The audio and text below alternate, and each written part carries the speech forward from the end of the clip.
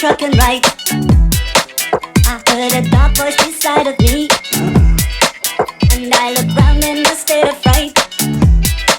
I saw four faces, one man, a girl from the gutter. They looked me up and down the bed and turned to each other.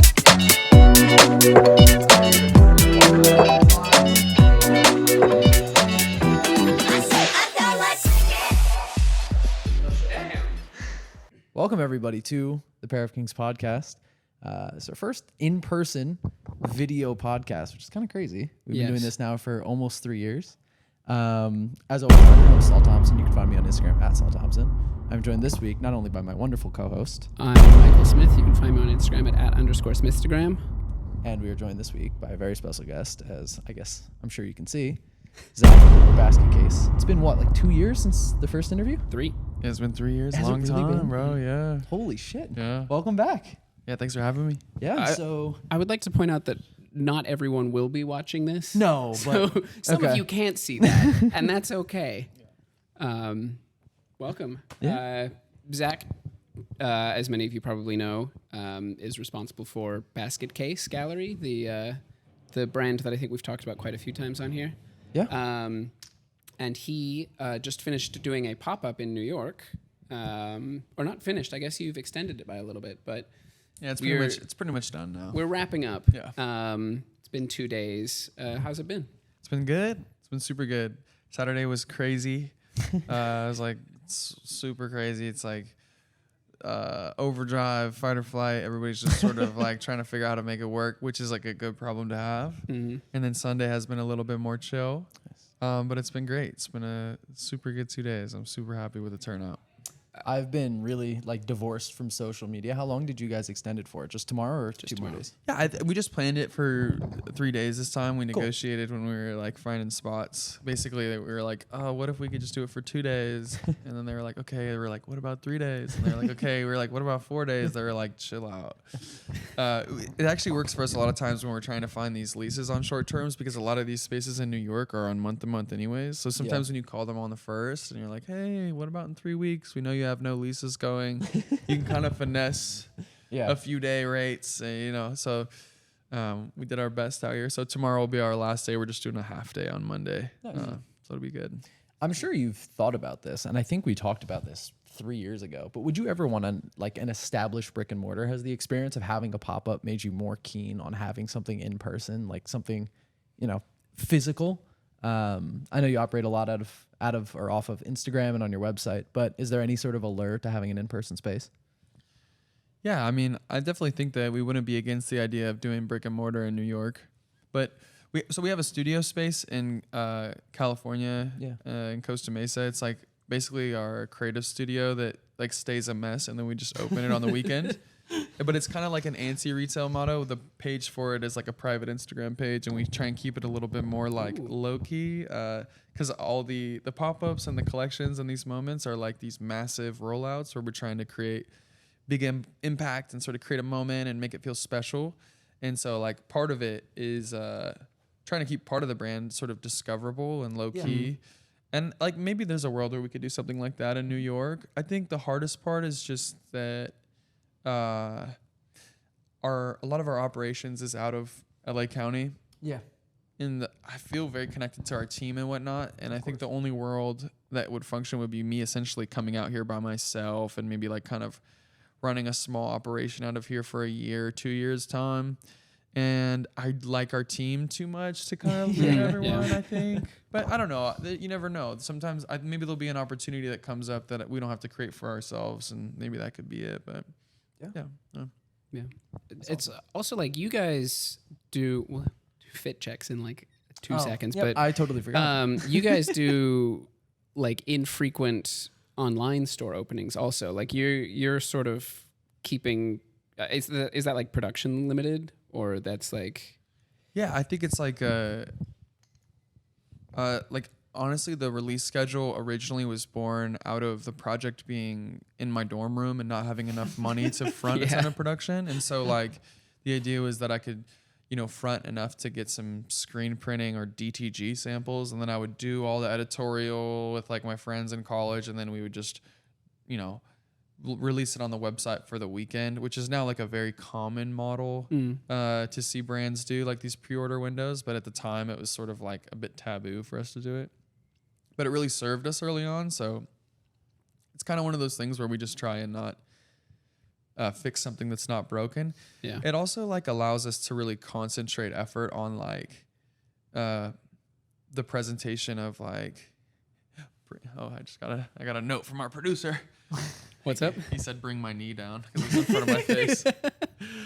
It allows us to like really focus on doing like the best job possible of producing a product. Because I think often in fashion, if you just subscribe to sort of like what is traditional, there's always an opportunity to take a better photo, to like make a better pant. But when you have these release windows where you're like, in 6 weeks, we're going to release 10 products, it's almost like a due date. It kind of helps me creatively to have like an end point of like whatever's done at that point is what we're going to release. And it also like gives you really tangible point to like see how it does and improve from. So I think that's it. I mean, a part of it is in some ways maybe manufactured scarcity in like terms of time windows. I'm not trying to do it from like a dishonest place. Sometimes we really don't have enough like time.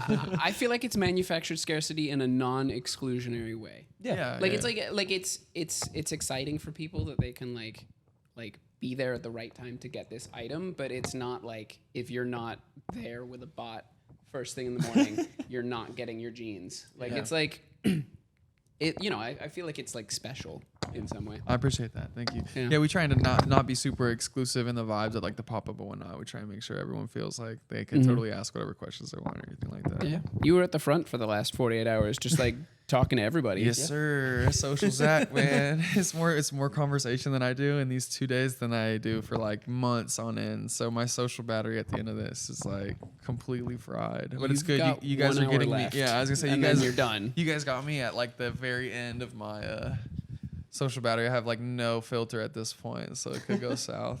I'm just kidding. All right, we should do a fit check? some fit checks. You wanna run us through? You've done this before. The first video one, you can't lie anymore. Yeah, wait. Yeah, you can't lie. give us a spin. Oh yeah. I'm not gonna do that. Do you guys go top down? Or excuse me, bottom up? How do you feel? Do middle out, whatever's in. Middle out. I'm gonna go bottom up. I'm in Vans, authentic checkered, very expensive. I'm wearing our first distressed denim, and I'm in a mid-90s Ramones t-shirt. Nice. I have a Homer chain on, and every year our staff gets a bootleg watch that we make.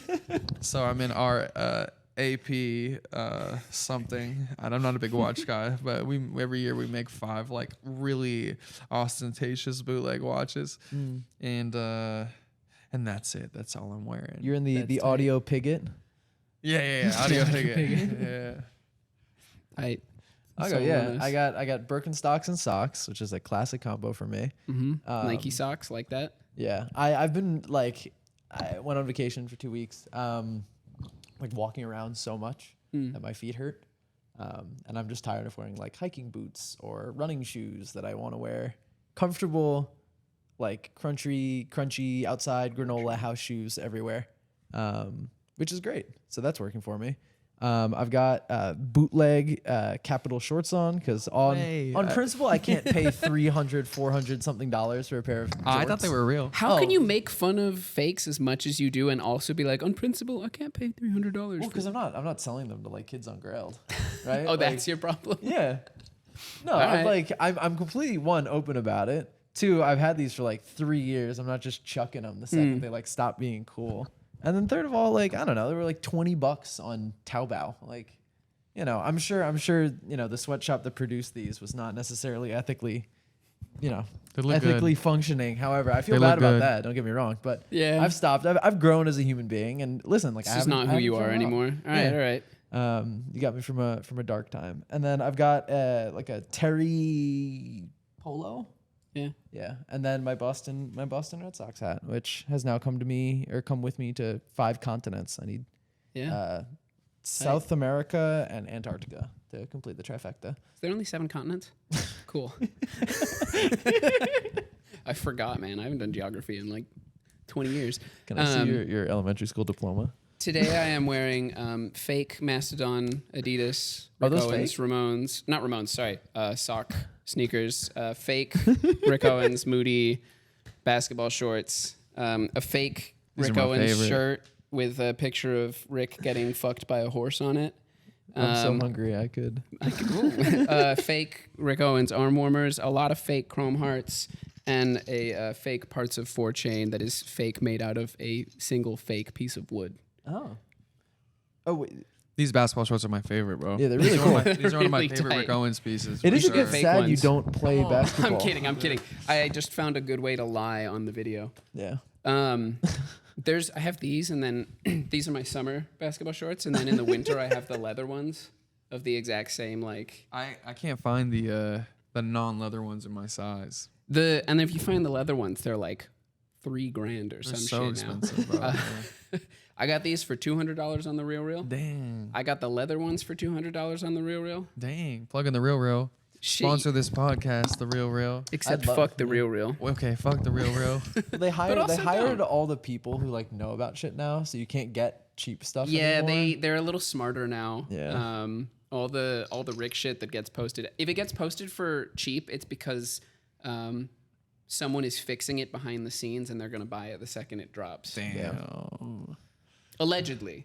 Not I mean, I allegedly. believe it it. happens. What do you mean allegedly? I believe it. I I'm just, believe it. I'm just protecting us from when Mr. Real listens to this podcast. The Real sponsor this podcast. Hey, yeah, if you want us to stop talking give them shit. give them both a $2,500 credit a month to promote your product, That'd be great. so that Saul can stop wearing fake capitals. Get this man Please, the some Real. real capital. God. So Please. part of why I'm wearing fake capital is I don't have access to my apartment, which I won't go into on video and on audio because I might be in Because you legal might. proceedings. But I have one pair of shorts like this, and then all the other ones are like dirty from vacation. So these are my only clean shorts. I feel like you consistently have a like, this is why I can't access my wardrobe story. Oh, but yeah. I'm constantly putting myself in situations and problems. I love being in situations. Yeah. Anyways. So, okay, hopping back on topic, I did have a question, and then we diverted to the fit check. So, I remember, and correct me because I may not have the number perfect in my brain. A couple of months ago, or maybe a year ago, you guys said that you wanted to release 1,000 new items. Is that still something that's on the radar and being worked on, or is Who that told like you work? that? I have my sources. I pay attention to things. Wait, 1,000 new items? What? I thought that you posted on the Instagram. You had this collage of. There are either lies pieces in being project told. or sorry, works in project or works in progress, pardon me, or like a wall of concept images. Maybe it's just like me putting numbers in my head, but I swear that there was something that's like we're coming out with a bunch of new stuff, not necessarily. I heard it time. was 10,000. Yeah, I heard it was 1 million. Yeah. The Am I next just making collection, shit up? The next collection has 100,000 SKUs in it. I'm Okay, trying to yep. compete with Shein. Boohoo Man. Boohoo Man is my #1 competitor and who I aspire to be. You know, I so- think a lot of the people wearing Boohoo Man are also wearing Basket Basketcase. Case. They're Yeah. kind of, you know, it's they're like adjacent you brands. should have gotten this store across from that store. Boohoo, You you're really right. would have You're totally gotten right. a lot of the Chino guys in here. No, but to answer your question, I mean, I don't know necessarily what that post was, but I mean, I do think that we're Just like making things always up. trying Saul to loves lying. We lie on this podcast all the time. continuously. Yeah, I mean, what is storytelling? You know. No, I don't know, but to I guess in some ways answer your question, I do think that we try to like reinvent in some ways once every month or so. Yeah. And oftentimes that's like 30 or 40 pieces that are new-ish. But I don't know. I also think that we've this year in the last 2 years, as we've committed to like trying to like create a uniform catalog and do denim, like it's way more about like improving like the denim V1, the denim V2. It's essentially the same product, then Yep. you tweak it out kind of. So and that's like a slower process for sure, which involves me like early on our production capacities, our budget was lower, so a lot of the times it was just like seeing how we could create a new product identity by sourcing 250 vintage army shorts and finding all these old Ralph Lauren flannels, thinking I was like old Virgil. And doing I like was gonna say you doing the Pyrex thing. Oh yeah, I loved that early on. That was a lot of what we did, was just like finding a way to just like elevate the brand, even though we didn't have a means. Like finding little batch projects. A lot of the vintage stuff was not like this super earnest, sustainable disposition as much as it was just like a desire to like bring an idea to life because we didn't have the means early on. Not to totally shit on myself morally early on, but you have to. I mean, I don't mean to say it like this. You have to start somewhere, For sure. right? Like you can't, start a brand. I mean, maybe some people can, but like you can't start and immediately start having pop-ups with. I don't know how many items are in here, but a lot less now. a lot less. Yeah, it was very. Right? I mean, I was here when this thing opened. I got here like right before doors opened. Yeah, doors opened on Saturday, and it was like people like ran in and just like loaded up. I went to the last one, which was a huge space, and I went at like, it must have been like 1 or 2 in the afternoon. Yeah. And I said hi to Zach, like walked in, and the store, despite it being like probably 4 or 5 or 6 times the size of this space. It was probably 20 times the size of this it was space. huge, but it huge. felt packed, and it was packed. Yeah, it was I think it was like an Urban Outfitters or something that was vacant, and we just like negotiated with the landlord for one day. It was very different identity to this. This is more like us trying to do a boutique. That was like, we do a sample sale in early part of the year in LA, and so we try to bring like an equal product offering to New York, despite it not being a sample sale. But what we do is we try and just offer like 150 SKUs in the winter, and so for that we wanted a really big space. This is more us like trying to do a little bit more of like a consolidated, like true small. I mean, not even small necessarily, but like do the Soho shopping experience decently. I still don't like the lighting in here though. Anyways, I'm being petty. I'll always find the thing that I don't like about something. But anyways, what was your question? Or I actually was interrupting you. Yeah, That's fine. Yeah, I think I was asking, and maybe what I was thinking about with the 1,000 items might have been at one of the pop-ups or one of the stores or whatever, like limited things. You guys, are you still doing the bootleg tees? Here and there. I love the bootleg tees. What are the bootleg tees? Like we did like a Titanic bootleg. Oh tee this yeah. time. Okay, yeah. That was tight. There was a It's Pikachu fun. one, right? I don't know what you're talking about. Oh, No, I'm kidding. No, I do love like mid punk in the 90s. There was like so much like corporate hate that a lot of the bootleg stuff in there was like some of my favorite graphic T-shirts of all time, and so I do love the idea of like pairing a physical activation with like a product that will only exist physically. It feels like there's no rules in tour merch sometimes, and so like that's like kind of where we like have some of that ethos and have like we did like a New York hat. This hat that's hanging up right there, that New York hat with like just like the Pink Panther on the side.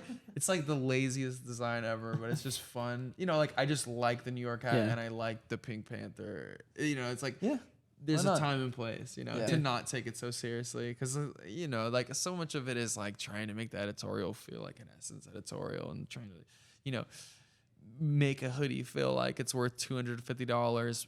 They're worth what we say it's worth. I'm not sure, but like you have to communicate that For with the like record. high-end editorial and like really leaning into like lighting and all these things that become so expensive over time. And part of it, I think, for me is fun to just be like, that's like the part of streetwear that I liked, like getting in, was like the fuck it sort of nature of it. This is like they can't send you a cease and desist because by the time they get here, the pop-up's done. Done. Yeah, like we were already back. They're home. gone. We Yeah. don't sell them. They're not online. They never. It's There's archived on the Instagram page. You can't prove anything for sure.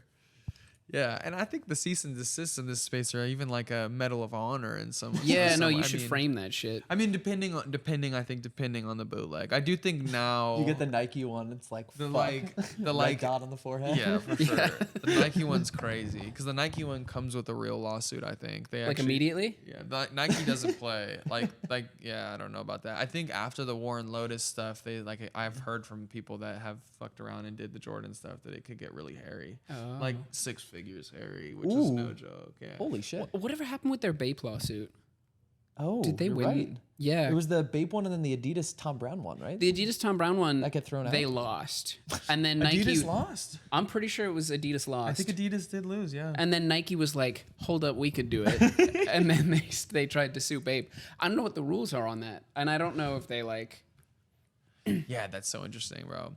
I don't know, because I do feel like at the end of the day that, like, specifically with the Nike scenario, it feels like so unnecessary to me. Like, I feel like in some ways I don't think the Bapes that ever affected the bottom line of what like the Air Force No, I feel like yeah. it made it do better, if anything. that's right? $1 billion shoe at this Yeah, point. by Probably, the- right? Like the- just by itself. The Bapes to look being so like popular, but Bapestas being harder to get, I feel like means people buy more Nikes. For sure. Am I Yeah. making something up? Was the Air Force Charles Barkley's signature shoe? No, I don't think so. What was his signature shoe? Because I know he had one that came. I honestly don't know his. I know that the Ewings were super popular. He might not have gotten a signature shoe because Barkley actually was super like. He did the "I'm not a role model" stuff. Yeah. Like he was Yeah. like a flight risk. The for Air PR Force reasons. Max CB. Sorry, it wasn't the Air Force One. CB? Yeah, but he had an Air Force like shoe. I don't think it was the one or anything like that. Sneakers, man. Yeah, Sneakers, It's man. crazy. Sneakers, man. What's up with sneakers now? I feel like they're kind of in that down phase, right? I mean, Dude, Yeah. the Onitsuka Tigers in New York are super popular. They are not popular in LA. the Oh, toe no, yeah, box, that the shit is, toe like, box are popping so off. small though. I can't wear them. I Yeah. bought a pair when we were out in Paris because I just didn't bring enough tennis shoes for Yeah. our trip that we just did as a team. And like I walked in them for 2 days and I felt like I had worn them into the ground already. Yeah, they're so like they're But they're cool. I mean, I Oh, like them. they look to really me cool. those yeah. shoes are like hipster fixed gear kid shoes. Okay. Everyone I knew who wore those in college also had a tiny hat with the brim folded up like this. biking You know? hats. Okay, Yeah, I'm tracking. I'm like- tracking. But now, you know, I mean, I guess that's me being old, and that's the like circular thing where everything's sort of like Comes Yeah, back. comes back. Yeah, in a it's different inter- way. It does think that like it does feel like a conduit to like the slimmer silhouetted shoes after years of bulky. Like I wonder where if the Tiger does become like the Samba replacement culturally, which like it's here, which I think Yeah. here in some ways is ahead of LA, or also just different, right? There's different Yeah. styles for both places, but I'll be curious to see like where that takes like the designer shoe like influence in some ways, because it does feel like we're not out completely yet of bulk. I feel like Maybe we're the camion boot is actually a good example of a slimmer silhouette. The tabby also is, but sneakers though. Our legacy. I just don't like our legacy. I feel like it's Wait, like what? I have okay. no my opinion. argument with it is that it all feels like it's an Essence brand that just like doubled their prices and they're like, hey, pay it, and then people just like bought in. the last time we talked shit about our legacy Oh, on people the were really podcast, mad. we did not hear the end of it. Yeah, for a I long think time. it's solid. I would like we've got a positive, a negative, and a neutral here. Sure. I would like to acknowledge that. I just think they're This they're is an quite open forum. overrated, and I hate using the word discourse. The conversation that I see on Twitter all the time is like, our legacy's so great. Tier like one step down is Amy Leon Dore. Like nobody's doing it like them. I'm like, they're buying vintage Ralph pieces on eBay and then putting their logo on them, right? Like we're not like they're not Like fully- literally or like remaking. Amy Leon Dore. They're doing that. They like sell vintage pieces sometimes, but they also just remake a lot of the old polo. I would like to work Interesting with stuff. both of these brands, so I just want to say that I like what you guys are doing. You are. I'm watching just like I'm what you watching the saw. gears turn, and you like regret being here. No. These guys are. No, I get what These you're guys saying. are tanking my Yeah. prospects. Okay. I think there's. I mean, I think it's important to have hot takes for this podcast to be any good. So Yeah. You need What an else opinion. do you hate, Saul? No, I'm just kidding. I think I've become a much less hateful person. Like I think Or I've grown out of my spiteful. like angry like 20-year-old like I hate everything. I think everything's cool at this point. Like I don't know. I've seen people wear really cool outfits in our legacy. It's not for me. I've seen people wear really cool things in Amy Leon Dore. Coffee sucks at their shop, but Is it's that beside the really a point. thing? People Yeah, the upset coffee's that's not disgusting. good. It's really gross. It's also a bummer. really yeah, expensive. but how are you gonna get a fit pick if it's true. not outside Amy Leon Dore? What was I gonna say? Oh, I feel like loafers had a big moment. Like the loafer, so, lobby it came out of hasn't- nowhere and then popped The in. and then loafer popped out. lobby. No, there's like a subset of guys every 2 years that come out of the woodwork, convincing everybody that loafers are cool. It's like, oh, they are kind of cool, and then they disappear. There's what I don't know. I mean, I feel like did we not have did designer shoes not have like a slim phase already like 5 years ago. What shoe are you thinking of? Well, as I know of a like Rick really slim shoe, obviously. Guy who's only ever seen Rick runways. Guy who's only ever seen Balenciaga runways. There's Balenciaga Zen. Okay. I feel like, and then like I guess the what's the shoe that started it all for Demna, the runner, that the most copied shoe ever or whatever. That's just the sock. Oh, the sock runner. Yeah. oh the fucking the ones that look like socks. Yeah. Yeah. But that shit, Damn. yeah. I don't know. I think it's interesting to me because I do think it's really hard to design a slim shoe well. Like in some ways, Without I think it it would being be boring. Yeah. Right? I do think actually now that you say it, I do like the like cycling shoes that Balenciaga did. Someone came in today wearing cycling, just like vintage cycling shoes with like a steel toe and like legit they had the tracks in them still. The younger person like definitely like young enough to where they just didn't give a fuck. So it was just all just like, I like how this looks, and I found it for $15, which is like always the coolest people to me. Yeah, Do you know what I mean? It sounds really cool. I mean, at the tender young age of 23, I'm like, but what about arch support? Like, wouldn't that hurt your heels while you walk around? Like, it's such a lame. At the tender young age of 29, I'm like, did he scratch up the floors? Yeah. At 27, I'm worried that I'm not going to get the losers. deposit back. No. I wasn't worried about it. Also, this place is low-key kind of not beat, but it's definitely seen Yeah. it's lived. I don't know who did this flooring job, but Oh, it's fucked. Be respectful to my floors, bro. You could fit a phone in that one. yeah. This is my floors until 6 p.m. tomorrow. Did you install these? You did this for the pop-up? The wood's actually from... Get along swimmingly with my landlord. Oh, God.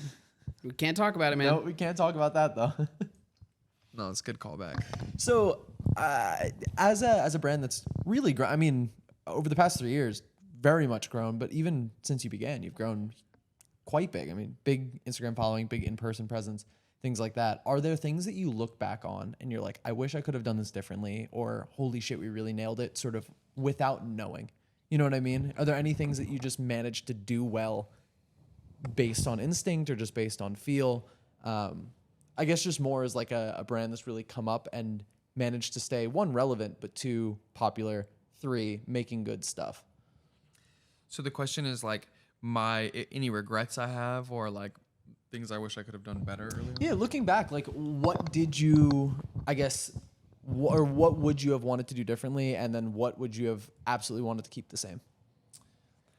I feel really grateful for this more than I ever feel like cynical. So I feel I would be lying if I told you that I'm sitting here thinking about, mistakes in the past. I have a window post release, or like I'm very critical of like the last 6 months. Sure. But then a year on, I feel like it becomes like a legacy experience in some sense. And I'm like, I feel like I'm able to like have like almost more affection for things the farther away I get from them. Like we just went to Paris, for example, and did our first time hosting like some storefronts, like trying to expand the brand into like smaller boutiques in Europe and Asia, trying to like be an international brand, right? And I was like fixated on like me being like too like bubbly in a meeting with like some Tokyo store that I'm a big fan of, and I was like waking up in the middle of the night. I was like, I'm so fucking lame, like shit like that. I'll like geek out on, but then like the longer away from it, I feel like I there's like more time happens. There's like more grace in some sense. At a product level, I think that it's like there's decisions that you make in pursuit of growth. Sometimes where you're like, it's hard to know, when to stop producing something at times. And so there's definitely moments where you go like, oh, I wish that there wasn't 500 of these units in the world, maybe. Yeah. But even then, it's like the money that comes from those ideas are the fuel to have new ones. So it's absolutely. Even then, there's like a bit of like a reasoning that can always happen, I feel.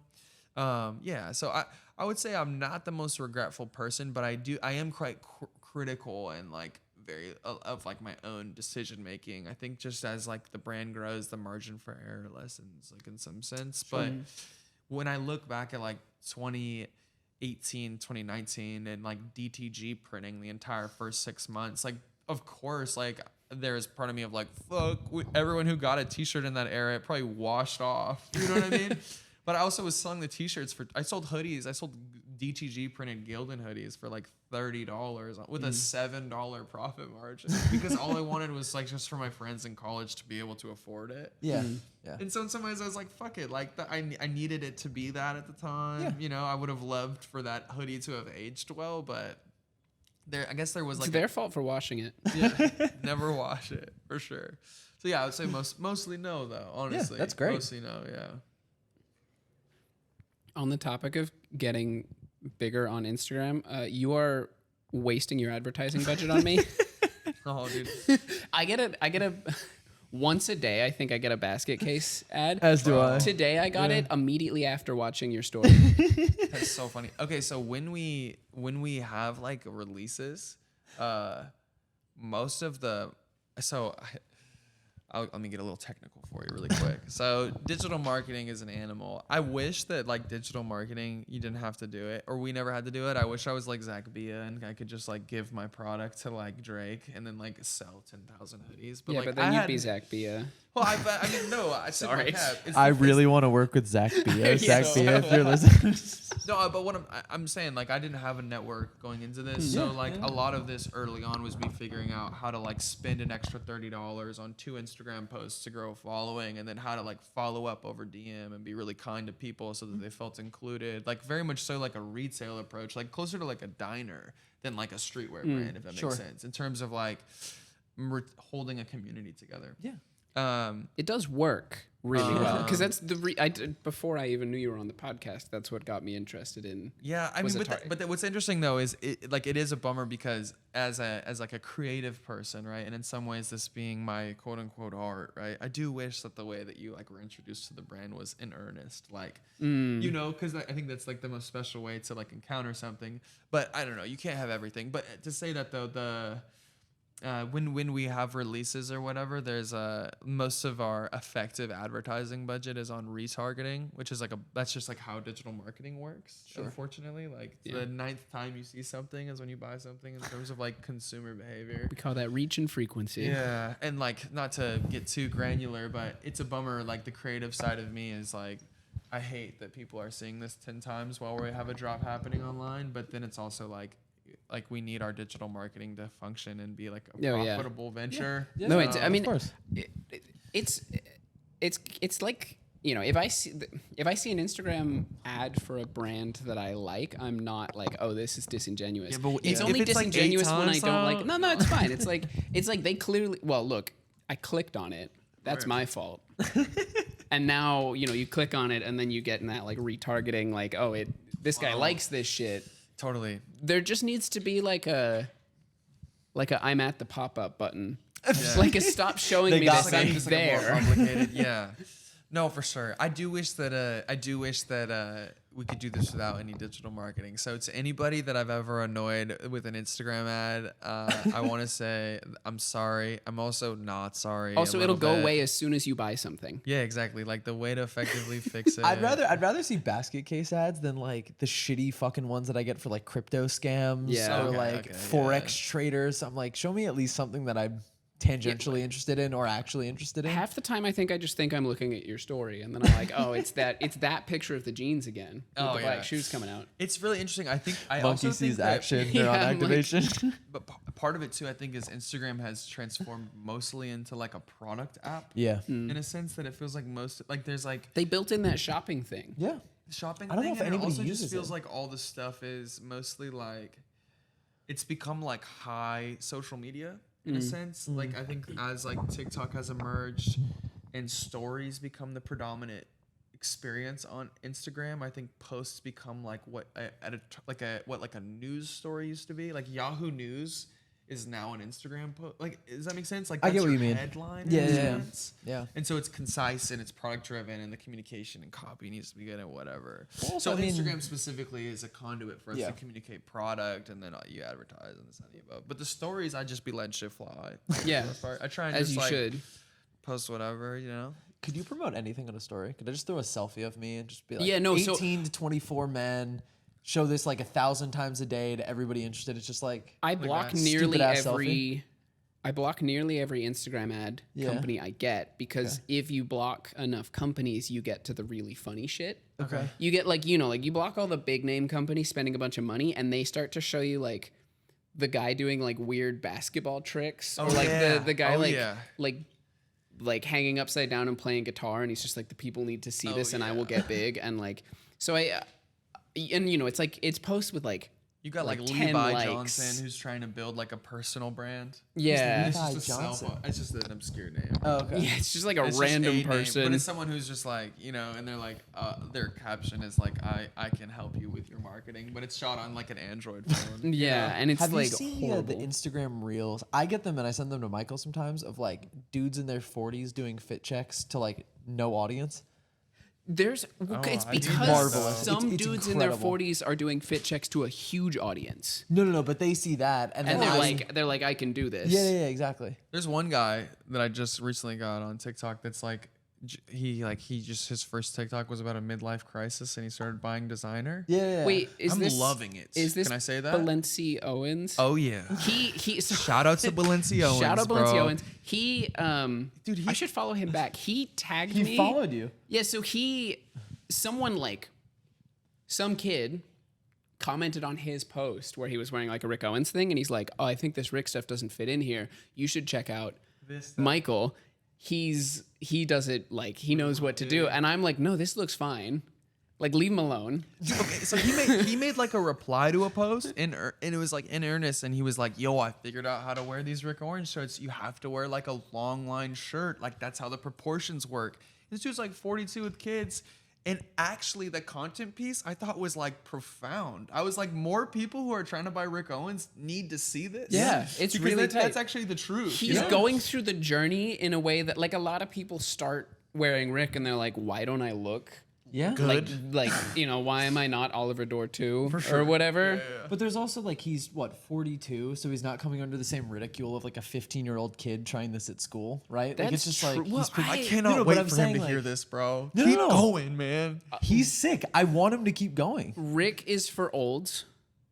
That's like established. Like Rick is for old people. I don't know about that. If you're this is like I've repeated this a lot. I feel like old people, not that like Rick is for old people, but like old people in Rick look like they have so much less to prove. That's true. Than like me in Rick or like a 15-year-old in Rick. Like there's an old person could have put on pretty much any combination of Rick items, and I'd be like, yeah, fuck it, man. It works. It's great. Like I would say you're not trying maybe to. Rick shorts.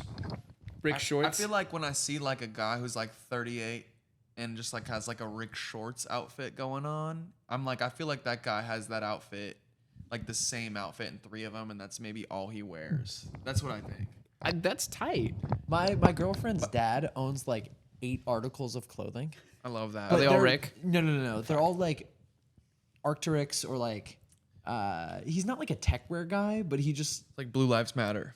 no, hold on. No. I'm just shooting from the hip. He's like I'd say kidding, he's bro. like he's a tech wear guy that grew up out of Instagram. If that makes sense. So like all of his stuff is like hyper functional, but it like fits him So well. he like discovered it genuinely. Yeah, He was exactly. like, oh my God, the water wicks off. So we were on vacation with her dad, and he pulls up to a hike in like full Arc'teryx, like hiking boots. I'm like, holy shit, he's so cool. Like That's and he dope. found it like again, like completely. He's about that organically. life. Yeah, Yeah. literally. He's actually about that life. That's Yeah. so cool. But he's Okay, so my Blue Lives Matter comment was because last night we had an after party here. It was like an RSVP event, right? And we had made it through Eventbrite.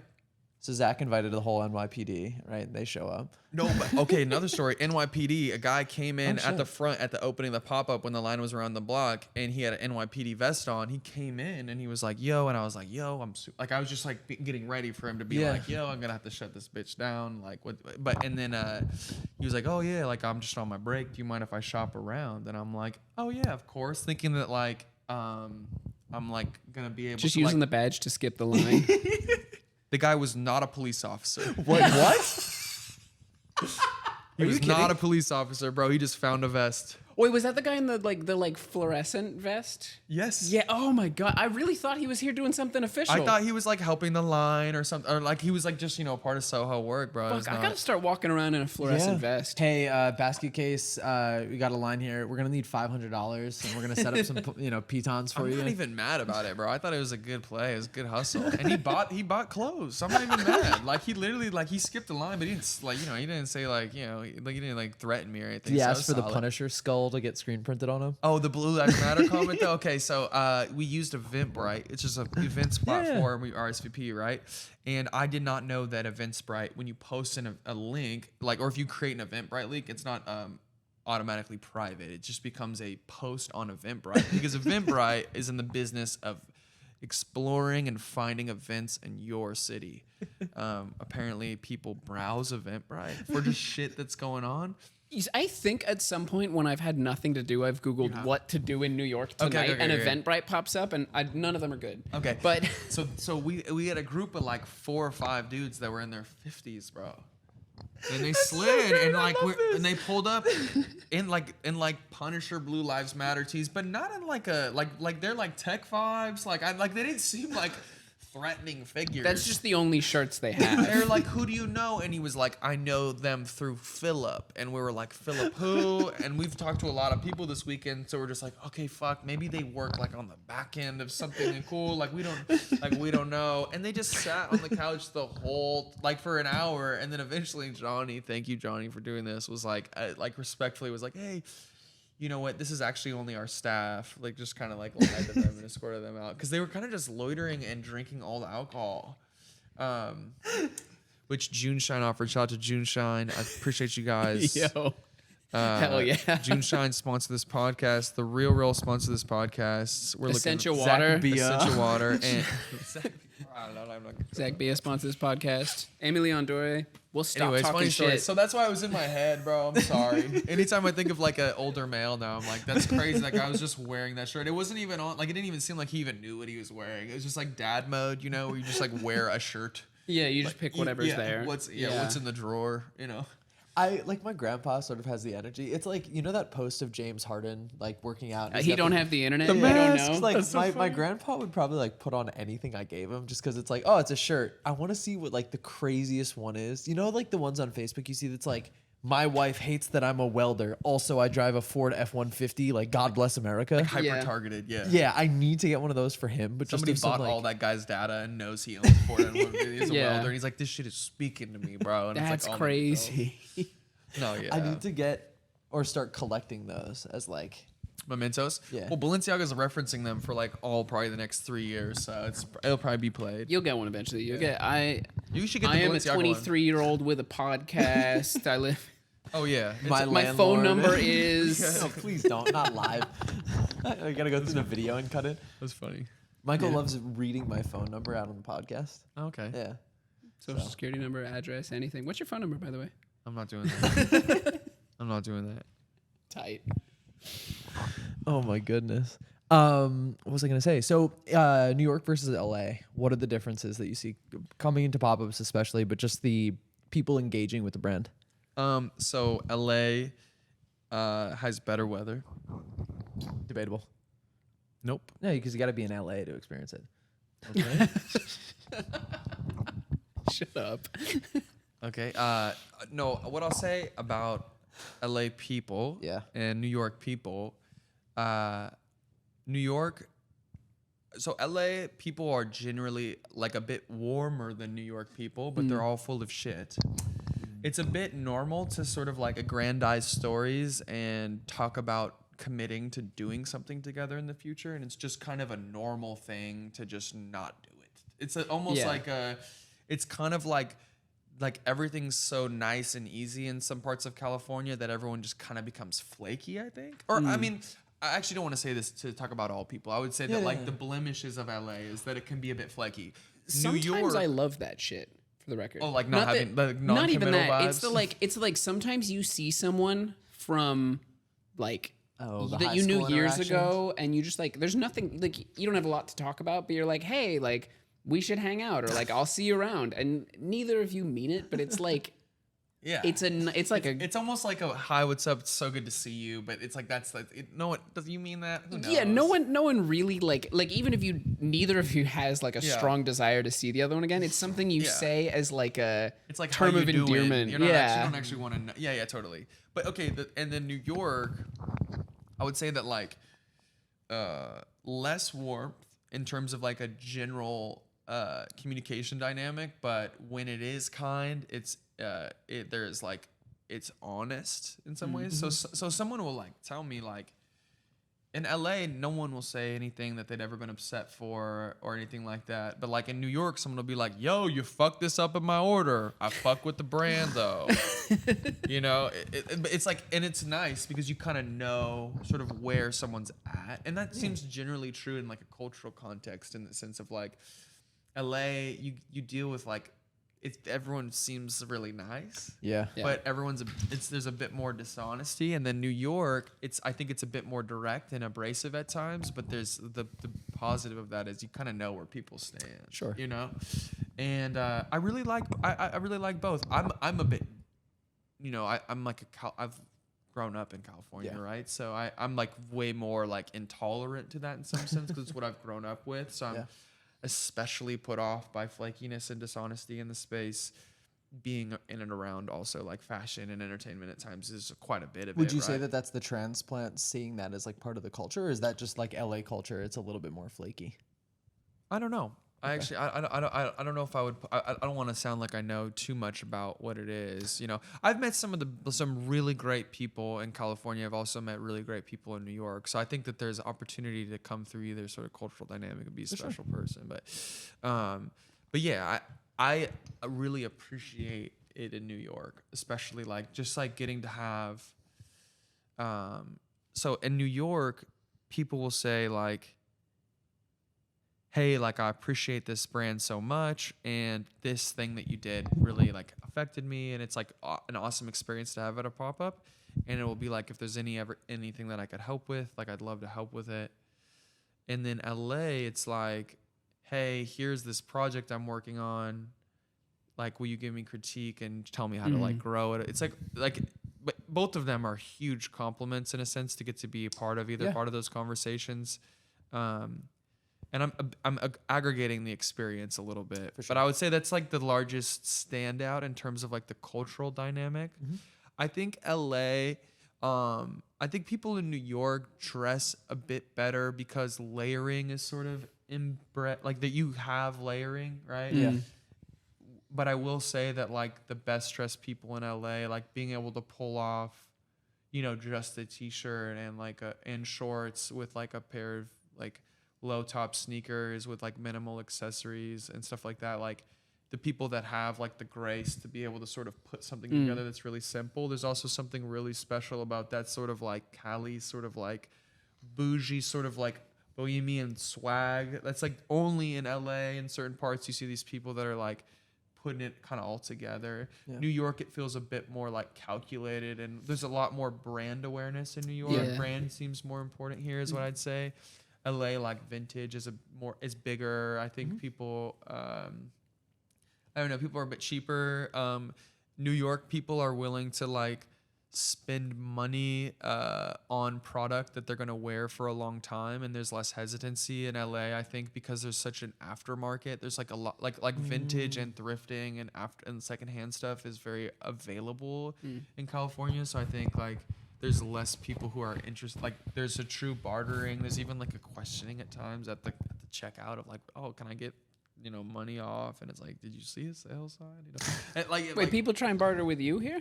Oh yeah, and I honestly I respect the hustle, bro. Like you don't get anything you don't ask for, but not in New York. I say in more LA. So in LA. That's Zach actually gives discounts. All you have to do is ask. I don't know about that. Mention Pair of Kings. Yeah.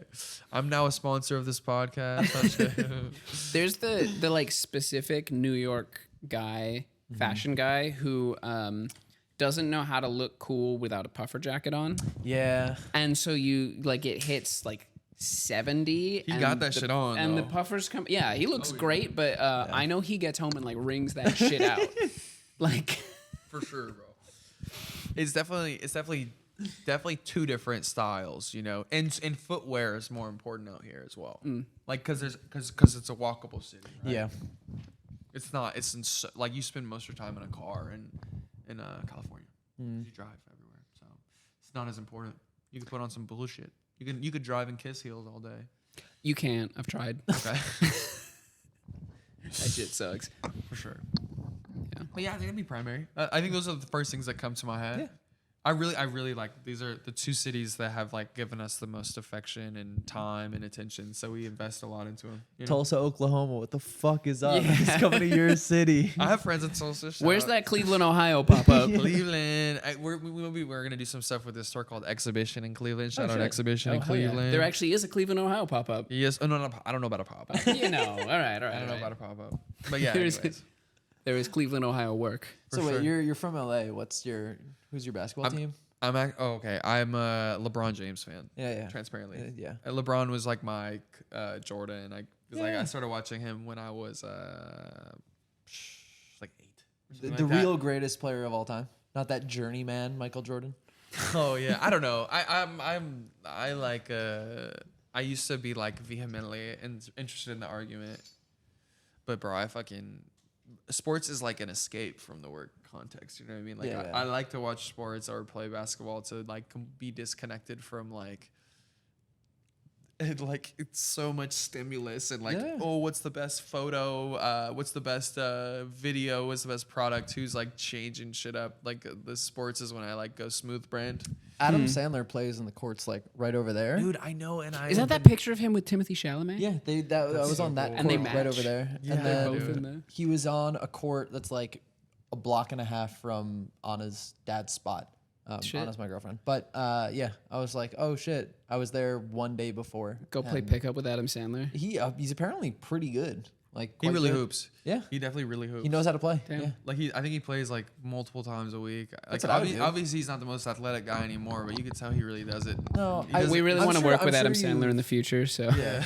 I'm sure you I really want to work with him. I'm sure you've played basketball with the old dudes that like don't move fast, but just They like figure cut it out. really It's well. that Or old they're man like game, really good bro. shooters. Little Yeah. hook. They got a little hook shot somehow. It like comes from the hip. Yeah. I played with a 71-year-old guy. I was setting Yo. like elevator screens for him. Damn. We played to 21. He scored like 12 or 13 points all underneath the basket. He was Sounds like a really crazy. bad run. He was he was like quite I'm good kidding. at the I'm being an basket. asshole. I'm being an asshole. Yeah. Right. We won. Okay. You're on the same team. Yeah. Okay, you're set in the elevator screen. Okay. I'm tracking now. not like right he on. was like kicking your ass. No. How's Timmy C? I don't actually know how good he is. He looks like he plays okay. Like he looks athletic. I don't know. I'm not super tapped in with that either. I can't comment. But I would love to play pickup basketball with Adam Sandler one time. Yeah. That would be so cool, man. I like that he plays in like a Ralph Lauren polo and one. Yeah, you got that and one. The picture of Adam Sandler in the big T-shirt and the and one shorts was like formative for a lot of Rick kids. For sure. I'm not even kidding. A bunch sure. of people I know looked at that and they were like, "Fuck, That's it. that's how I want to dress. Yeah. That's why I look like this today." I believe you. I 100% believe you. I do feel like that Adam Sandler style like did inform the sort of like Bella Hadid, Jim Short, Yeah, sort Short's- of like yeah. anti-fashion vibe. I'm sure it was on the mood board. We're in the bigger. The shorts are getting bigger again. Yeah. But I feel like the cycles are. Are we fluctuating back and forth between styles quicker now? Yes. Zach and I were talking about this earlier. It's super interesting to me though, because I was just thinking about it because we were talking about it earlier, like that, like a lot of intro to this fashion world, right, was like the 2014, 15, 16 moment. It was SoundCloud push into Velo, and Fear of God was the hottest thing in the world, right? We're talking about Fear of God, and I was thinking about how like, you know, Fear of God and like Balenciaga, for example, feel like much different brands in principle, but like at a very like zoomed out perspective, like light washed denim, distressed with like vintage black shirts and hoodies. It's actually like very similar product in some ways. Like if you were to look at like the 2015 to 2022 moment and put like a photo of just like a Balenciaga outfit next to like the Fear of God third collection, you'd be like, oh, it's actually kind of the same. It's just whether it's like It's just the cut on skinny the or pants. wide. Yeah, Yeah. but I think like zoomed out, you'd be like, oh, they liked like fucked up clothes, or like not fucked up, but you know what I mean, like distressed Yeah, clothes, yeah. and maybe be what you'd pull from it, like 10 years out or 20 years out. Well, I mean, there were also like you had Saint Laurent, which was vintage black T-shirt, fucked up jeans. Yeah. Right. You had Yeezy season, I guess 2, 3, 4, 5, which was black shirt, fucked up jeans, kind of. Yeah. It was more like also with a beige hoodie. Oh yeah.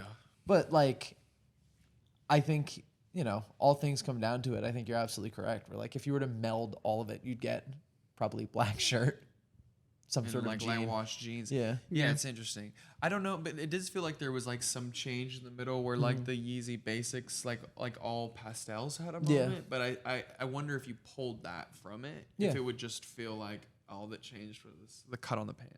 Yeah. I mean, you also had that weird era before that where it was like pink dolphin. I'm thinking. Oh yeah, You the like remember? the swag era. Karma Loop. Yeah, Yeah. Karma Loop. Exactly. I used to go stupid on Karma Loop. I had a black scale. I was tough into Black obey. scale. You were in Zoomies. Hell just, yeah. Just throwing I racks. was not racks. I was super turned on. I loved Karma Loop so much, bro. That was my favorite. That's tight. That was like the intro for a lot of it, right? Yeah. That company like flamed out too, I guess. Like, Did they got bought by like Revolve or some shit? Are they still alive? I don't think they're alive. I think they're like absorbed into like A some other. greater holding company, if you Yeah. will. You talk about like making your own bootlegs. Have Yeah. you seen? Has there been a Basketcase bootleg yet? Not that you Yeah. printed, because you Yeah. were printing bootlegs here all weekend, but like. I mean, yeah, there's been a few. There's definitely been a few. Fashion rep was getting on you, or fashion Oh reps? yes, I did see that. Like this. my Oh, yeah, there was my like a friend Reddit, Will yeah. sent me a Reddit screenshot that was like looking for a reputable Basketcase rep or whatever. And the first comment was like, "Yo, fuck you, dude! Like they're a small brand." And I was like, "Hell yeah!" Like holding it down in the Also, Reddit that shit is comments. not that expensive. I know. It's not to the point where they should be, but I think that's the scarcity side of it. Things. Where Yeah. it's just like you can't. Sometimes They're you like, can't I find don't want to something in your wait a week size." for the store to open. Yeah, for sure. You need so to funny. like what happens when you get to send your first cease and desist? Ooh. I don't know if I would. Yeah, you just let them cook. I mean, I think like so legally, so the way that trademarks work in apparel is actually like it's designed for the industry to always have to like improvise and grow. It's very hard to protect anything in apparel. The only thing that you can truly like trademark or copyright is like an actual logo. It's like monograms too, right? Yeah. So it's like we've been working on, we were like on year 4 of a complex trademark for the brand, and we're on year 2 of trying to of trademarking like the Raw College dog logo and stuff like that. Like we will try and protect. So if someone ever printed that actual logo and was making a bunch of money off of it, or like the Thumper logo, some of them that have sort of become brand marks, or like maybe our box logos, if you will, we would try to do our best to stop it. But a lot of this stuff is very like there's a lot of brands that feel very similar now, and more often than not, I just try and take it as flattery. But there are times where it gets close, and it's like, oh man, it's a bummer, because it feels a little bit like. No vague posting. If you got a problem with someone, dox them. No, I'm I kidding. don't do that. No, but yeah, it just feels a bit exploitative. Yeah, I mean, whatever. It's interesting because like there's a business side of my brain and then like a creative side of my brain in doing this. And the business side of my brain is like, at the end of the day, like it's apparel. You could boil it down, sort of go like hyper material. Like think about it in like a very like objective sense and be like, look, at the end of the day, like there are not laws to protect this, and like it's not worth getting emotionally involved. But like the creative side, for it to have anything decent, there's a ton of investment into saying like, is this really my favorite? Do I really love this? What am I earnestly interested in? What do I want to put in the words of this graphic? And I'm not out here like writing, rap songs of like crazy graphics, but there is like a real like commitment and some of it, because you want that there to be some connection point, to the audience. And so like the creative side of me is like, hurt. But then the business side of me is like, doesn't matter how you feel. It's almost like schizophrenic internal dialogue and sort of growing a business that's a creative thing, It's interesting. So it's gotten easier as time has gone on, but it's also like the more t-shirts that we sell, the more hoodies, the more jeans, the more you sort of start to see the footprint. But you also have to be careful to not like take yourself too seriously, I think, because in a net energy level, like just giving your energy to something that's like subtracting from you is just going to keep subtracting from you. So you have to be careful I have to be careful with that, because like for this thing to sustain, we have to be contributing to like what's next always. So like try and stay out of it. Easier said than done, but I don't, there's too much to do to really care too much, Yeah. If you do end up getting a cease and desist for one of these things, I think you should put it on a shirt. Ooh. Put it on a shirt. Yeah, bro. For sure. My one of my friends has been making knockoff furniture. Oh, really? Because there's like not he's like, plug me. I'm kidding. he makes knockoff Rick furniture specifically. Oh, cool. Because there's not I think it's similar. There's not a lot of like copyright shit, and he's really trying to get a cease and desist because he wants to frame it. What is the Rick retail price point for furniture, and what is the bootleg price point? The Rick retail price for furniture, I think he's making, so if like Rick furniture is not often sold by Rick as much as it's sold by like art collectors. Sure. Like it's reached that point, so it's hard to like, they're on First Dibs. They're not on like Rick.com. Got it. It's like, is it like a chair that was in a store kind of thing? No, he makes furniture. Like he has furniture. a factory. It's true furniture, but it's like limited runs. So there's like little stools. That's probably the smallest thing you could get. It's like a T of wood with an antler on it as like the support. I think that's like $3,000. Okay, so pretty expensive. That's pretty expensive. My friends, like, I mean, it's not easy production and it's not easy sourcing antlers, and that's not inexpensive. So to produce. I've got it. His end up being like $600. The stag table, the ones you were talking about, $7,500. Oh. There is a bronze lighter that is $1,000. There's a vase that is $2,400. Oh, are you on the website? I'm on First Dibs. Oh yeah. There's another stool that's $10K. There's like an end table So, that's like, $9K. Yeah, it's There's fine. a It's tomb pretty chair, expensive. natural plywood right, which is $21,000. Yeah, there's a lot of shit. There's a $80,000 tomb chair. Wait till you get to the beds. Oh, he makes those giant Marble beds. Yeah.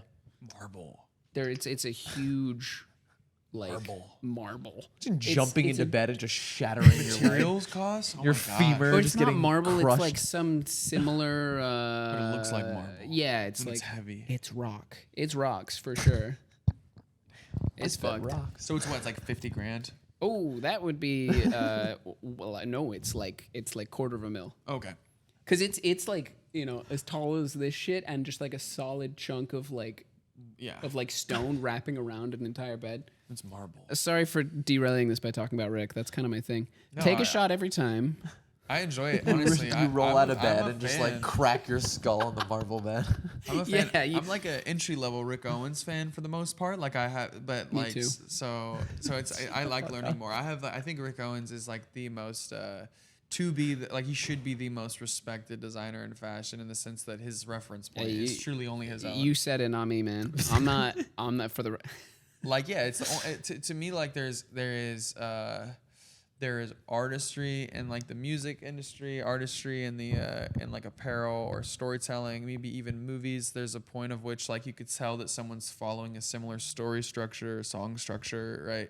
Like apparel, is it iterative? Or does it exist like purely from like someone's just loins? Like they just were like His this loins. Is, like what the fuck? Like there are products that are Bro, just, you got to put $1 in the saying loins jar. I'm sorry. yeah, that was definitely like 2 days of talk and just let No, you're shit good. rip. Did he slip you like $50 on the way to the bathroom or something to talk about? Did I miss an interaction? Yeah, I'm glazing heavy, but anyways, that's the thing. Like Rick, it's like he was not cool. Like he's cool now after not being cool. Like and not to say he was not cool, but like he was not accepted. I'm sure by common folk for like years, and now it's like I have now too he much has- to say about. You got to stop talking about this because I will get a fucking annoying. Yeah. You'll start preaching. Yeah, just listen up. You'll give your life to Rick Owens type shit. We'll yeah, do like man. the Romans Road of like Rick Shiny and chrome. When are you gonna get the double tags? Oh fucking hell no! There was a horrible point in my life where I probably would have done that. We're good. We're chill now. Okay, we can move off Rick though. What's Yeah, no. next? What's next? I'll save That I'll save segment you. was sponsored by Michael Smith. Rick Owens. Please sponsor this podcast. Yo. I've tried to get him Well, that's on. the I got a ultimate. response. Yeah, we emailed him. Yeah. That's cool. Yeah. He follows me on TikTok. Really? One of go. out of 32 people, I'm one of them for some Wow. reason. There you go. That's a dub. That's crazy.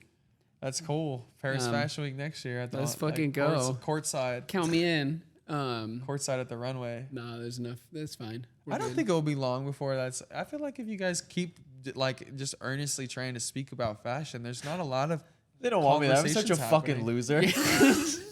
I'm sorry. Like, I'd show up in the front row in some shitty little outfit and ruin like every Vogue runway photo. They'd be like, "Who the fuck is this guy?" Are those fake Capital shorts? Everyone just knows somehow there. Yeah. Actually, I'm wearing these because everything else in my suitcase. yeah. My suitcase got lost at Charles de I think it Gaulle. will. I think it could happen for y'all. Seriously, because if like there's not a lot of people trying to actually just have conversations about sort of the space, and Yeah. you guys have quite a head start. I think if you just stay consistent, why not? You know? Aw. This is about you. Shut up. I'm trying to be on the podcast full time. No, I'm just kidding. Yeah, no, we need a fourth host, actually. We need a rotating cast. You have any must dos in New York? Any favorite spots that you're hoping to visit before you get out of here? You know, honestly, on these work trips, it's a bit of a bummer. Like work now takes me to New York, which is one of my favorite cities in the world, and now it takes us to Paris sometimes, which is really cool. But in some ways, the disposition that I need to have when traveling to like enjoy a city, and like the way that we approach these pop-ups, it's like I would need like 2 to 3 days of like decompressing post these to be able to appreciate it. We used to love this spot called Kenka, right under Search and Destroy, that we used to love to that eat place. at. Yeah. But the last time we went, it was like it had fallen off a cliff. I don't know if it was new ownership. I hope that it was just like one bad experience, so we didn't go there this time. But Max went to FIT or FITM, which is the fashion one. There's FIT or Parsons. Yeah. So he graduated from there and lived out here for years before he moved back to California, and he runs our production side, and so he's a huge part of our brand, our backbone in a lot of ways. So I kind of have always on these trips, I sort of give him the reins of like, hey, where we want to go. Also, Brian is like a longtime friend of him. He comes and helps with the pop-up. Shout out to Brian Shaw, the king of New York. But he's a lifelong New Yorker and like really like loves to like share his favorite sort of corners. So in some ways we kind of plug and play there, which is really nice actually. But yeah, my favorite part about being here is walking. Like it's such an incredible. Like I don't get that in my normal life. That's fucked, man. You know, I don't have like an organic reason to walk other than to say I'm going to go on a walk, and it's not really a place in my life where I'm going on walks, unfortunally. So I should. Is LA that car dependent? Yeah. That's Well, I mean, it disgusting. depends on where you live, right? I mean, so I okay. live in Costa Mesa, which is like 45 minutes south. It's like smaller, and you can definitely walk in some areas of it, but like I could bike to work if I wanted to. I should, but I don't. But like also a lot of days, if we end up needing to go to LA, it's like a 30-45 minute drive that I have to sort of like schedule into it. Definitely can't walk. There's no public transportation really. Nice. It's Ford tough. It's a California. modern city This built podcast around brought the to you by American Ford. Ford, would you please This is- sponsor this podcast? This is our official Ford Tough moment of the week. I'm just like doing a sales approach where it's like shoot 100 offers out there. One's got to say yes. Just by This like the law of podcast is brought to you by sales. ExxonMobil. We're- We've had no adverse effect on the environment. We're Exxon would gonna- be crazy. You guys would catch a bag. Yeah, absolutely. You guys Just are do the ExxonMobil apologist thing. We can be the next Sheen TikTok girl. Oh my god. They took us to the factory. They There took was us to the nothing factory. wrong It was so there. normal. Do you guys follow Brad Trammell? No. Oh, I wait, know why is of that him. name really familiar? He does a post internet discourse. Oh yes, Yeah. the art critic. He's like an art critic, but he's also like a really thoughtful. Yeah, I've tried to get sort him of on the podcast. He commentator. won't do it.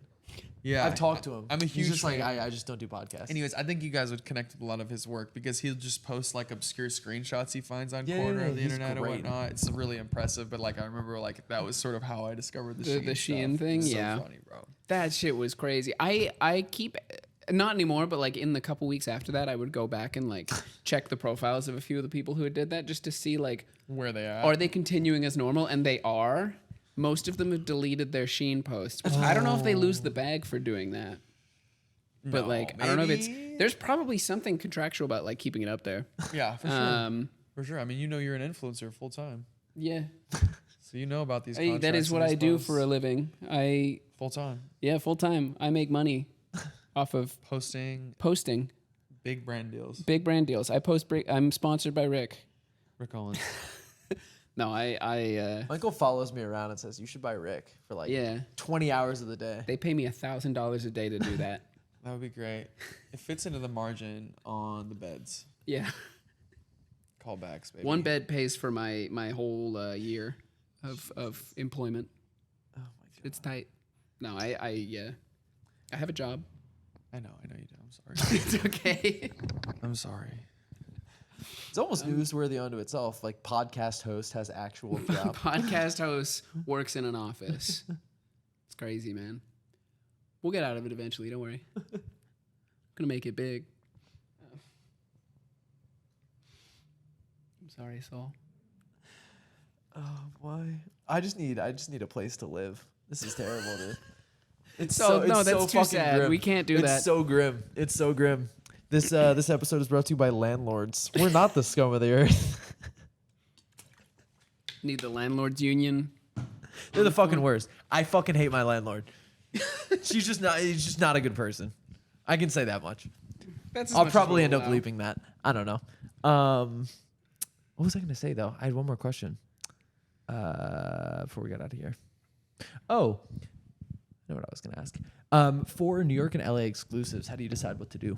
Is it more just like spur of the moment, this is just going to be exclusive, or do you make something for the actual location that you think will do well or resonate with an audience? I mean, sometimes like that New York hat with the Pink Panthers on the Yeah. side is obviously a New York product, but the creative side of things or like product development is I think we have time scheduled, or I have time scheduled that's committed to like product development that is split into graphics and cut and sew, like as a sort of division. Graphics is more of like a purely like what are things I've seen that caught my eye that I took a photo of or screenshotted, and sort of like you sort of smorgasbord, and that's like instinctual and like a little bit more of like a impulse driven sort of like project. There's obviously like graphics that are, you know, you would like to do a good college logo. Like there is a time and place.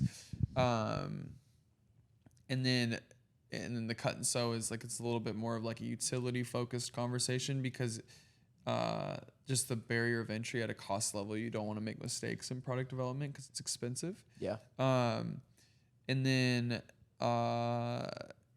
and so I would say that like you build out on ideas in that space, and then there's a time where we plan out sort of 3 to 6 months ahead of time. We don't live much further ahead than that, and then we have a bank of ideas and concepts, and sort of say like what would be like the most effective way to sort of pull and push these ideas in different windows, and then from that it then gets into like a marketing conversation. But part of it being like mostly direct to consumer, there is part of it that is on the seam of the pants, and that's like the sort of like also like the like, you know, the least convenient part of this, and maybe like the like not as wise as some of the other things, but I also think it's part of what like gives the brand life, is like the spontaneity in some sense. So so part of it is just like last second, like I found a Powder Puff Girls bootleg from like 2001 that was like artwork of the Powder Puff Girls dressed as like emo rave girls. Yo, I've seen that shit. Yeah, You seen that tee? not that tee, but I've seen like It's like that it's like sort of graphic. It's like that era of like you know, like ghetto SpongeBob, like Yeah. all Ghettos. that crazy shit. And that shit is just funny to me because like I remember seeing those memes like early internet, like Yeah. all that stuff. And so we had like a black t-shirt for this that didn't finish in time, that was like, we did 25 like powder puff girls, and we would have done 20 of those for fun for this. I just did it on Monday, and we had to leave on Thursday, and we were like, we'll see if we could get it done. And that was just sort of like a flippant thing. And there are moments where it just doesn't get done, you know. And but so some of it is a bit more like on the seam of your pants. I think that's been like where we've been fortunate to have like a lot of success. It's just sort of like sharing the last minuteness of things at times, and like I think it just allows people to feel like, oh, like this is exactly how it happened because I watched it happen. You know, it's a little bit less like produced as some of the bigger box anything. I think that sort of it's similar to like why short form, all this stuff, it makes sense to our generation, the next generation, is it just feels a bit more honest, I think. So it all kind of is informed by time windows and creative pushes, if you will. And then there's a moment where there's no more ideas left, and it's like, okay, it's time to plan. Yeah, that's where it comes from. Tight. Cool. What about you guys? What's the best case scenario that could ever come from this podcast? I'm finally free.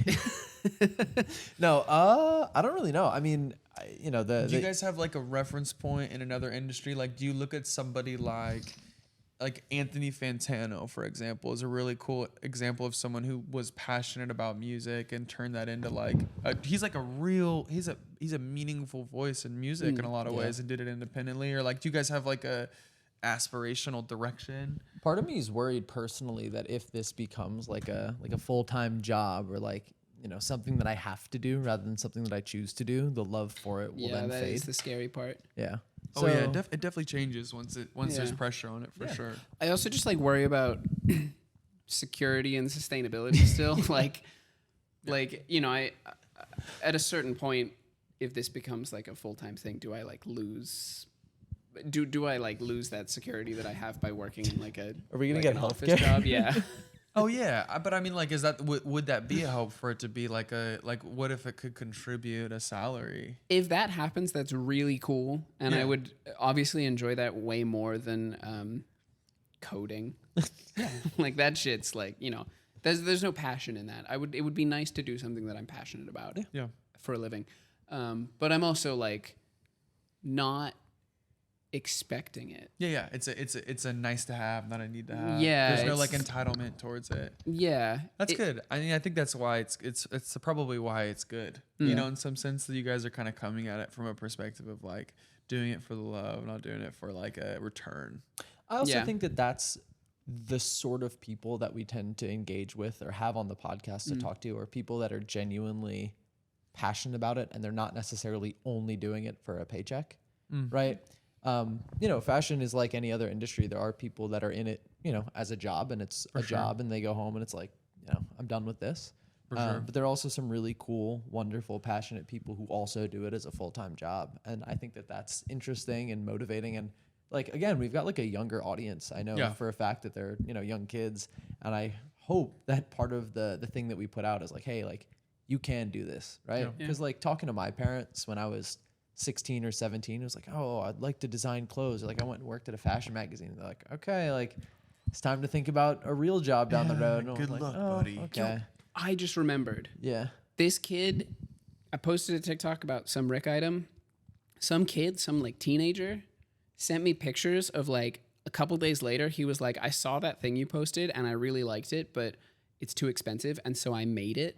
Whoa. And he just like, it's this like, that thing I was wearing yesterday, actually, the like split, like folded sweater that like folds up and down into like he made one out of like 3 shirts. Like he just got a bunch of shirts, cut them up, sewed them into this thing.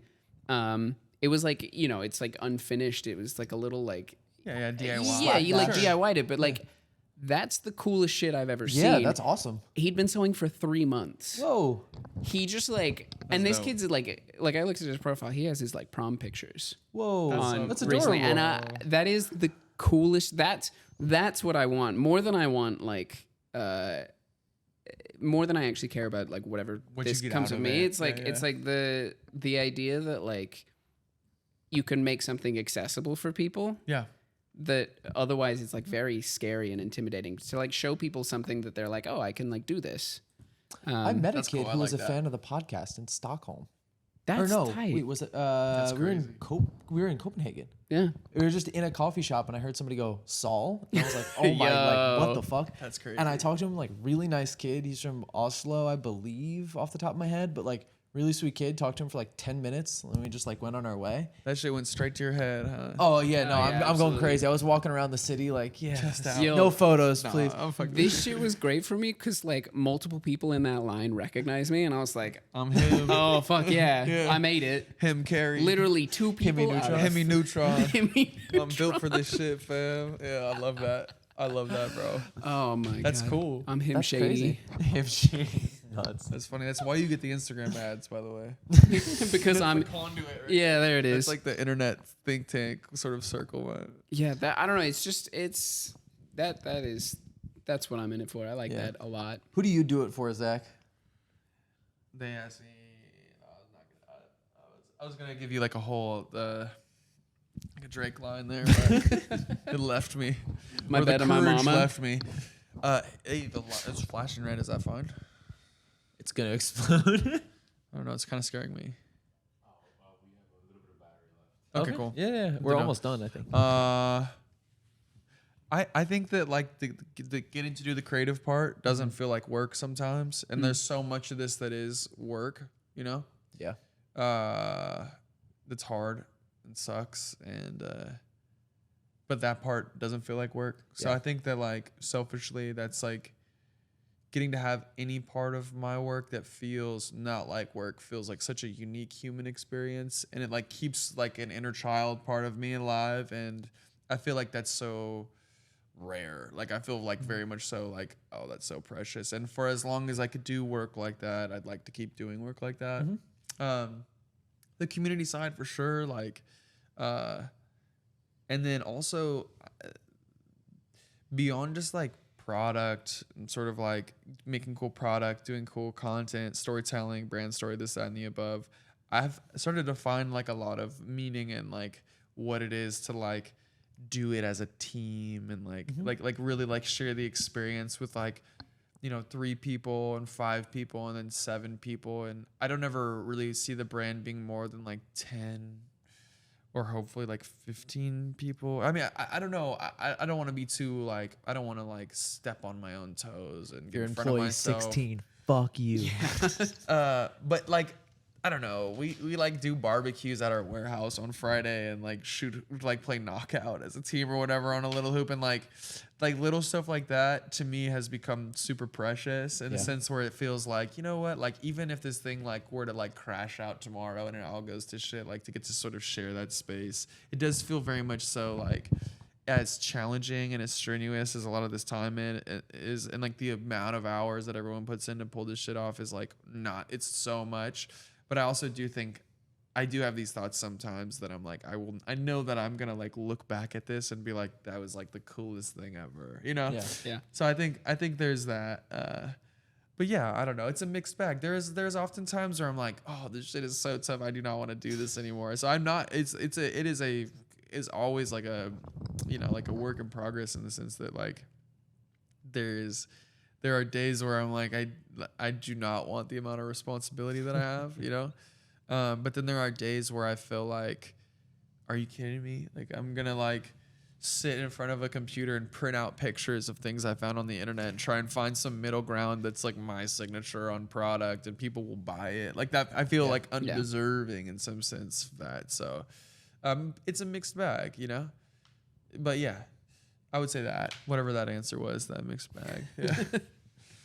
So before we get out of here, we do. Mike, do you have any other questions? No. Okay. No, Yeah, we're gonna do song of the week. We usually do it. We can all hear the song, but Switchboard's being a little bit weird, so we're not gonna do it. Song of the week? Song of the week. I'm sure you remember this. Saul of the week. It's him. Something you've been listening to over the past week that you've been enjoying. We added to a playlist. Michael, what's our season 9 playlist name? I was thinking Pair of Kings, but the G is a 9. Okay. Pair of Canines. Are both 9s? Turn the There's 6 what? upside Oh, down. Jesus Christ. There's one It's a 9 in nine, pair. yeah. Or there's one G in Pair Yeah. of Kings. Okay. Yep. Cool. That'll work. This will, of course, be coming out after the first episode. Yeah. So I guess we'll have to have this conversation again and pretend like it happened organically. Absolutely. Yeah, there it goes. We can fix it in post. It's fine. We'll just cut this out. While Zach is looking, you lead us off. My song is "And the Battle Begun" by RX Bandits. Had the weirdest songs, Which- dude. I've never heard of any of That's these. just not weird at all. You're just young. You know RX Bandits? Yeah. That shit. Look, I listened to that shit in high school, and then I remembered it again. Like I had like a like That's So Raven zoom into my eye. Yeah. After like literally a decade of not listening to it. Okay. Shit's tight. Nice. Cool. Damn, that's tough, bro. So I actually tried to be. I'm gonna give you like some indie answer. That way, I make sure I maintain brand here. Shut up. You've been playing the Travis Scott breakcore. album in this. We did listen to it. Yeah, no, the self-fulfilling prophecy by Pretty Sick is a song that I've been really into lately. Tight. But I was actually gonna talk about that, the Travis album, for a second. I actually went into it trying to be really cynical. Same. I was like, oh fuck, like I was like trying to like poke holes in it. But it's a good rap album. Yeah, man. it's pretty good. It's really fun, and Yeah. and it's one of those albums that you can play.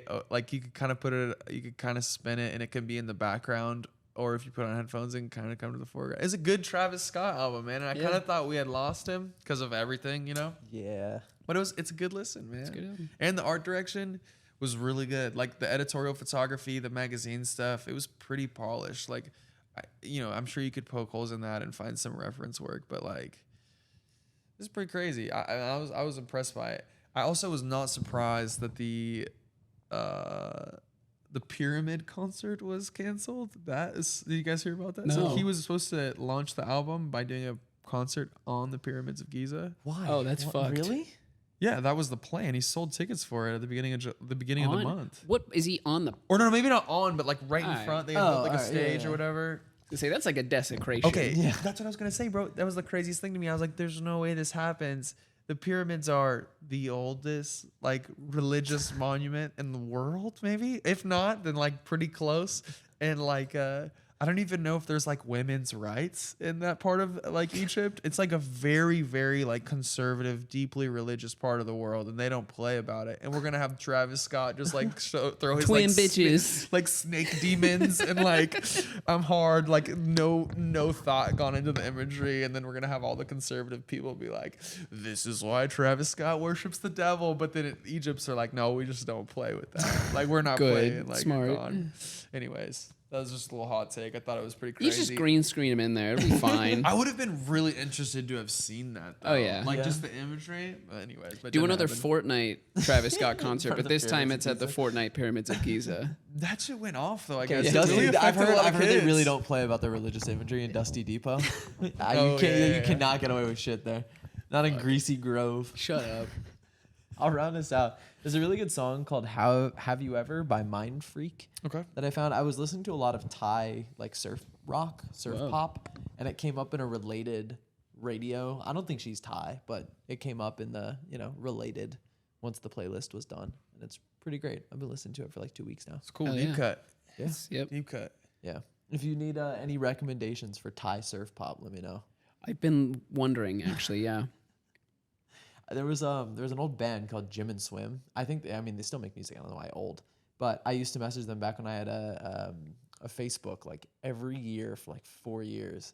Come to Brazil. No, I was literally like, when are you gonna do a concert in the U.S.? And they're like, hi, we're so sorry, we're not doing concerts in the U.S. And I'd be like, great, talk to you next year. And then like almost a year to the day, hit them with the exact same question. They're really nice every time though. Shout out Jim and Swim. Shout out Jim and Swim. Yeah. Please sponsor this podcast. I Yeah, would this- love if Jim and Swim would sponsor. Jim and the Swim, podcast. please come on the podcast. Yeah. Okay. No, they're super cool. Um, Zach, take the floor. As you well know, floor is yours. Plug whatever you want. This is gonna come out in 2 weeks. So Okay. I don't really have anything to plug. Thanks for having me on this podcast. Thank you everybody in New York who came to the pop-up shop these last 2 days. It was amazing. Thanks for having me on here, guys. It was fun. yeah, always. Sweet. This has been the Pair of Kings podcast. You can find me on Instagram at Saul Thompson. I'm joined this week not only by my wonderful co-host. I'm Michael Smith. I'm also on Instagram at Saul Thompson. We swap out. Nice. And I'm Zach. Zach from Basketcase. You can find me on Instagram at Zach, and the brand is basketcase.gallery. Nice. Thanks for having me, guys. And you will get advertisements. Yay. Yeah, thank you so much to everybody for listening. As always, this has been the Pair of Kings podcast. You can find us on Instagram, Twitter, and TikTok at Pair of Kings Pod. I think YouTube we're probably going to do with video stuff. That's also Pair of Kings podcast. What else? Do we have anything else to plug? That's it, man. Yeah. Thank you so much to everybody for listening and watching. We hope you have a great Thursday. This will come out on a Thursday. And as always, take care. Bye, everybody. Goodbye.